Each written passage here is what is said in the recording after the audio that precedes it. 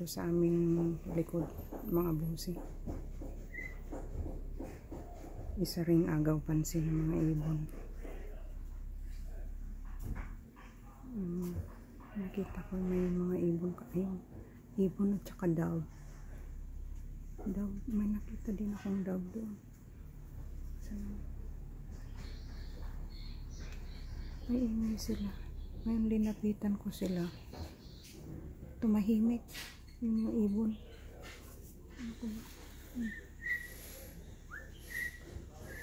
Gusto sigurong huliin ng ano. Gusto siguro huliin ng dove yung ibon. Ingay. Yan, ano ba yan? Nagmamaritesan. Nagmamaritesan yata. O kaya masaya sila dahil may nakita silang bunga ng mangga. Ganun siguro yung disclaimer. Ganun lang yung opinion ko lang yun, mga bossing, mga lodi, mga titos. Kasi yung mga ibon, nakita yung bunga ng mangga. Ayun. Yung nahinog na ng mga bunga ng mangga.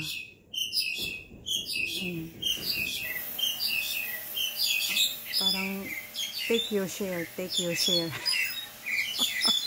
Disclaimer po, opinion ko lang po yun. Ako lang pong sarili ko lang po na ano yun, na akong nagta-translate sa mga ano, katuwaan lang, just for fun, just for good vibes. Because of these sounds of the birds, it catches my attention. So I come closer to the mango tree.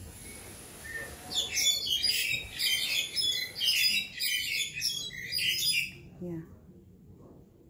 Is that the happy conversation, friendly conversations of the birds? Yan ang nilikha ng Panginoon. Ganyan sila magsalita. Ayun, may malaki doon, sana hindi malalaglag yan hanggang sa pwede ng ano. Yan. Healthy yan na bunga. Sana wag muna malaglag hanggat hindi pa pwedeng pitasin. Yan. Pero ito, mga titos, mga lodi, yan o, nahinog na yung iba, tapos bulok yung iba.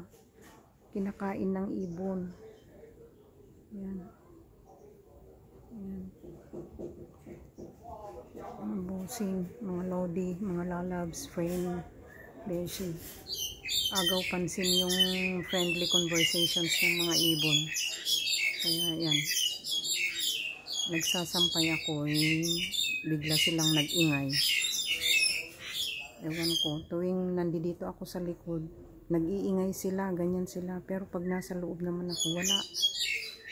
Minsan may isa-isa lang, pero pag nandito na ako sa labas, likod ng bahay, dumarami na sila, tapos nag-iingay na sila, ganun. Kaya siguro kailangan din pansinin, siguro ganun. Hi birdie, hello birdie.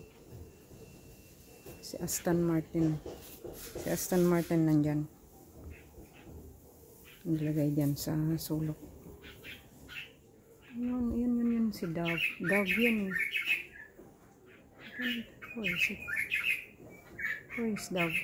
Yan. Hindi ko ma-focus.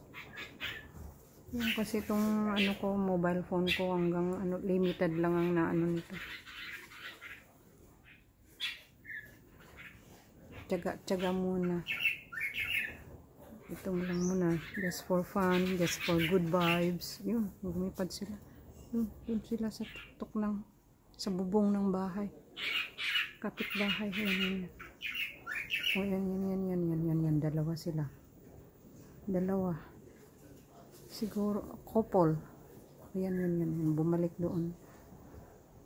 Yan. Mga bossing, mga lodi, mga lalabs, titos, titas, beshi, Frenny, sister, sisi. Ano pa? Mga nakalimutan kong banggitin. Hello. mga kaibigan dyan na laging sumusuporta. Maraming salamat. God bless you all. Yan. Ito.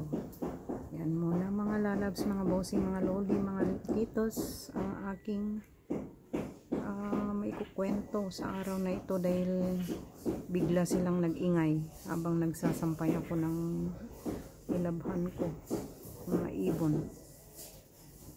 Yes.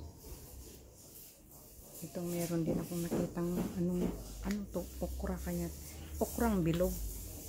Okra ba to? O kayang klaseng ano ito? Ano kayang klaseng gulay ito mga lalabs, mga bossing? Parang okra eh. Ang dahon, pero bilog naman siya. Na, ano, ito naman balimbing.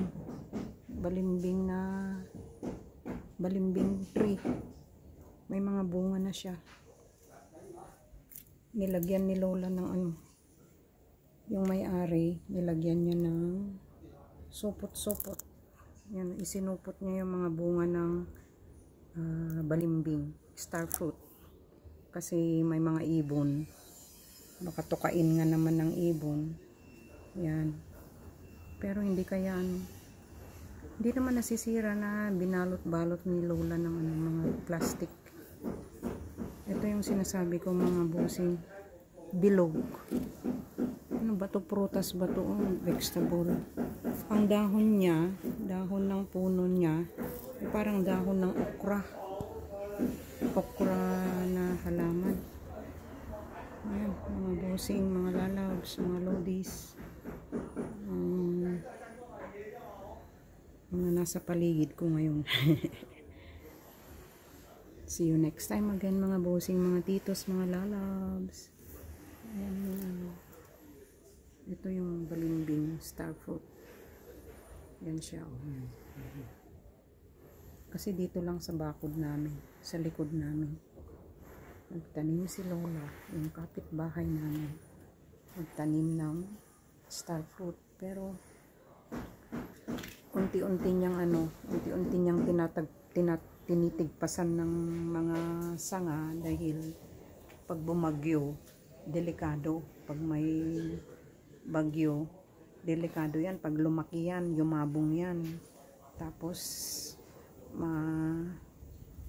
mapuputol, madadaganan lalo pag dito sa amin pumasok. Kasi may pananagutan sila. Takot silang may mapanagutan.